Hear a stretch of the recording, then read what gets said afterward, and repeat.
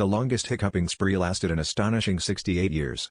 Imagine hiccuping non-stop from 1922 to 1990. Charles Osborne did just that, clocking in an estimated 430 million hiccups. His condition baffled doctors and defied countless treatments, showing just how unpredictable our bodies can be.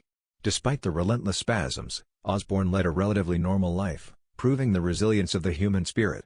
This bizarre medical mystery remains one of the most extreme examples of the body's quirks, leaving us to wonder what other surprises our biology might hold.